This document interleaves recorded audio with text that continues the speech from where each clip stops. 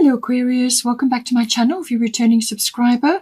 If you're new, I hope you enjoy the reading. This is a general life reading. Please don't forget to like and share or like and subscribe, as that does help to move the videos around YouTube. So we've got the 5th house, the 9th house and the 12th house. I'm going to start with the 5th house. So 5th house deals with a variety of areas, and they all may be coming up here depending on how this is going to affect you. This could be profession related. Now this could be to do with what it's saying is with Neptune. This is a very inspirational and imaginative card. It also governs the glamour. It governs, sort of fashion, beauty, music industry, film industry, entertainment of that nature. It's also to do with any artistic activity or creative activity connecting to the imagination and so on. It's all governed by Neptune. It's a very inspirational sort of aspect to be having. So it could very well be coming in for the 5th house, because the 5th house covers the sort of creative and performance sort of industry or entertainment industry. It covers all of that. It can also be related to events or occasions which is like a party, or where there's lots of people, or it could be related to activities which are related to that. So events or something associated with that. So Neptune is kind of wrapped up in that. It could be either a profession, it could be something that you're getting involved in. But with Neptune, as I said, this is empowering you in some way. But it is also very much about the connection to the divine. So it's downloading all this information, or downloading and accessing your talents and abilities, or making those flourish in some way. So Neptune has got that beautiful, imaginative, inspirational connection, and it's coming in the 5th house. So now, having said that, you've got at the top, you've got Mart, fairness. So Mart is an indication of some sort of negotiation or mediation or judgment. Now, this may be a legal situation, but it could also be about you working on a contract or mediating or negotiating something. Now, it's saying that with fairness, the situation will be handled in a fair and just manner. So it's saying that the best way to handle this energy is to put your case forward, or do everything you can, look at all the details. With Neptune, sometimes you can miss things. You can also be under an illusion or a fantasy. So that's the other side of Neptune. So just make sure that all the I's are dotted and the T's are crossed. Put your case forward, and then release and detach, and let the universe and Mart deal with these circumstances. Because if you attach to a specific outcome, it may block the flow here. And there may be many other aspects which you can't see of this negotiation or this mediation. So there may be parts of it that you're not aware of, or that you can't see. And, the universe and Mart have that vision. So it's best to just hand it over and let the course work itself out in the best way for everybody, for all concerned. So it may be coming in from that point of view, but certainly make sure that your details are correct, because, as I said, Neptune can sometimes make you a bit dreamy. And there could be some, in some cases, there can be sleight of hand with Neptune around. So that's why I say be careful of the details. And with Mart and fairness, there is some sort of legal issue or negotiation or mediation involved here. So there may be something that you are looking at. You could be working a hunch at this time, or you could be following your gut instincts, but just make sure that you are grounded with Neptune. You need to keep your feet on the ground. It's also about boundaries. There may be some boundaries required here as part of this negotiation. Neptune can sometimes, as I said, fall prey to an illusion or a fantasy and lose track and get distracted or confused. All right. So make sure that you're grounded, your feet are on the ground, and that all of those details are being handled. The other aspect of it could also be that there's something is coming in for you in this 5th house, and it's to do with the creativity or the arts, or something to do with that, or performance, something related to that. you just that there's going to be a negotiation or some sort of judgment down the line associated with that. It could also be children related, because the 5th house deals with children. So this may be your children, it may be associated with them. There could be something to do with some sort of, as I said, some sort of fantasy or illusion around that. And there's going to be some kind of decision that's got to be made associated with that. So fairness is coming in. The scales are coming in, the scales of justice. However, as I said, just make sure that you are not attached to a specific outcome, because you cannot see all the everything on the playing field. Let the universe step in to deal with this, get out of your way, but put your case forward, as I said, and make sure your details are correct, It could also be to do with the health around your children. Now, this could be to do with toxicity or allergens or allergies, or it could also be, in some cases, it can be dependency on something. So this could be medication, or it could be a substance, whether this is applying to you or to your children, or it's connected, however the situation. And with the 5th house, normally it can be associated with children specifically and the birthing process, or the conception process. All of this can come in. So make sure that your feet are on the ground and that your boundaries are clear, because there is going to be some sort of decision or negotiation here, and you want the very best outcome. All right. So be careful. There is some responsibility involved here. All right.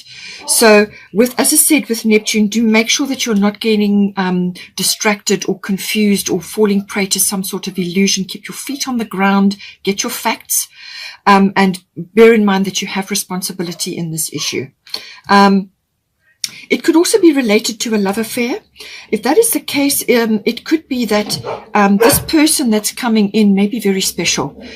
They may be very unique, or very you may be very deeply bonded to them in some way. So it's going to be like a spiritual bond as well. And this does bring in connections from past lives. It can do that. So it could be associated with that.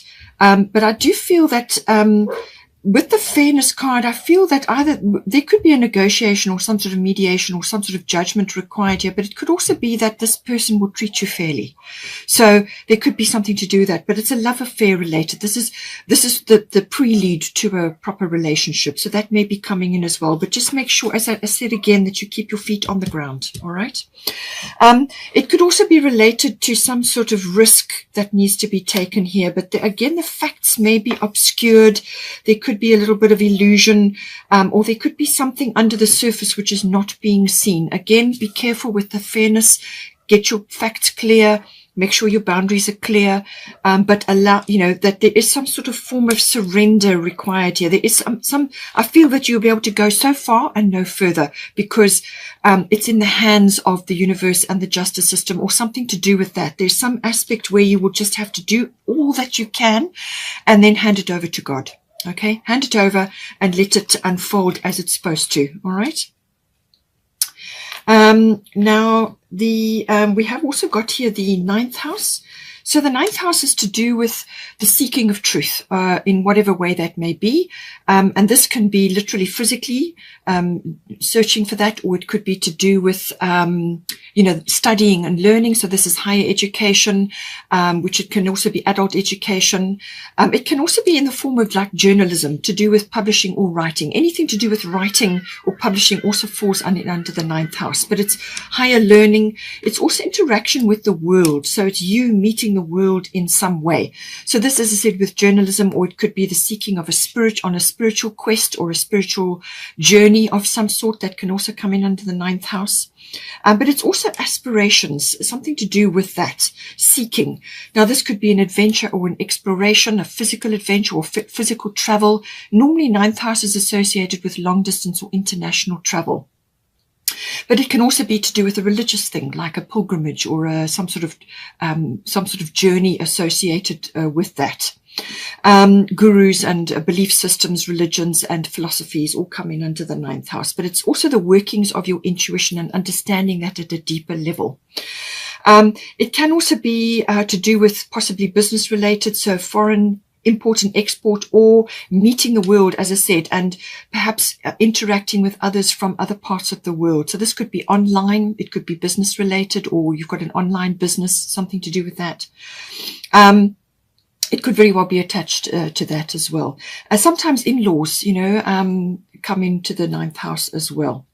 But certainly with, it's got this kind of aspect to do with the law as well. So this could be either the legalities, you're either learning more about it, or you're involved in that, or you could be learning about that. So it's the law and the higher courts also come in under the 9th house. Now, we have got at the bottom void of course moon missing, and then at the top we've got green Taurus start delegating.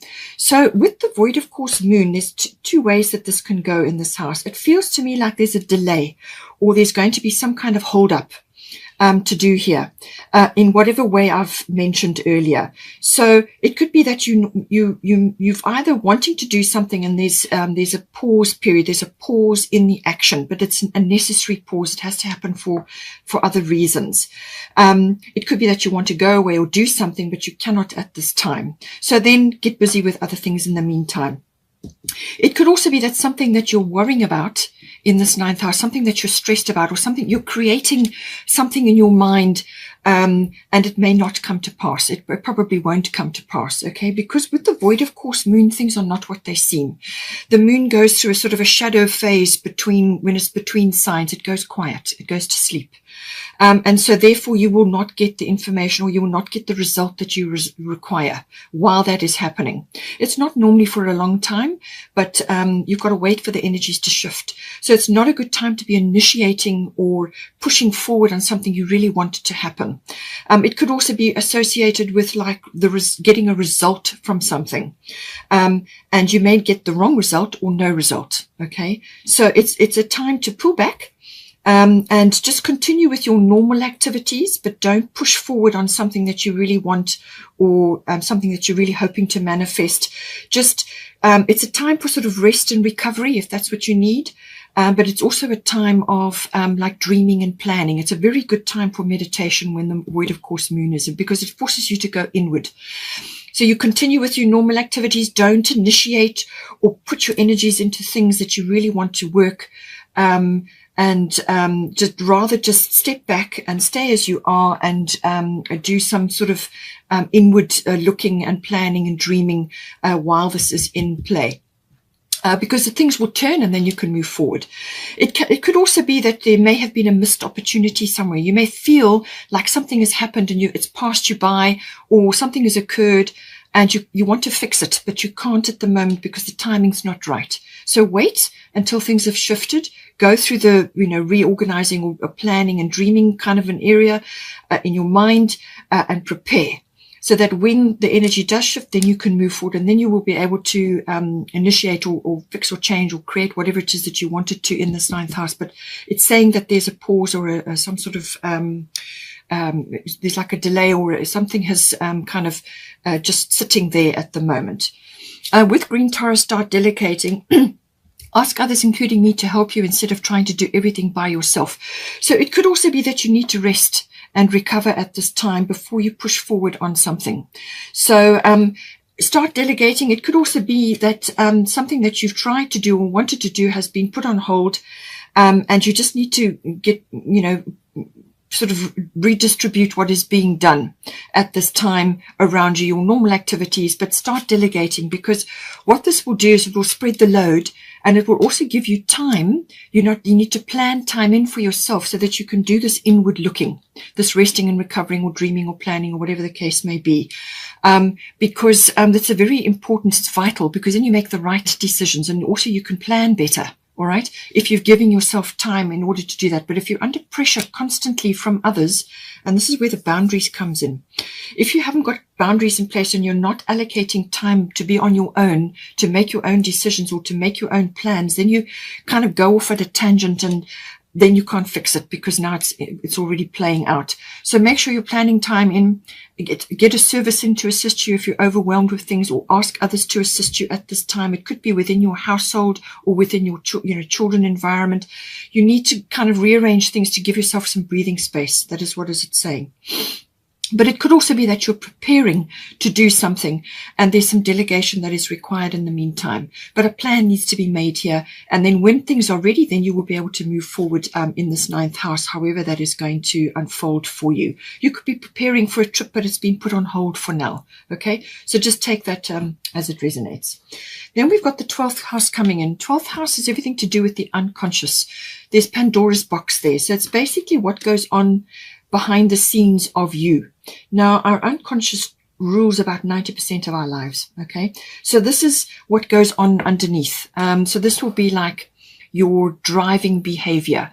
It can also be your motivations, your intentions, and also it can be to do with family programming, things that sit under the surface which drive your behavior, or which it's like a belief as well. It could be a belief or an attitude or a way of living and perceiving things. All of that comes into the 12th house. It also covers healing.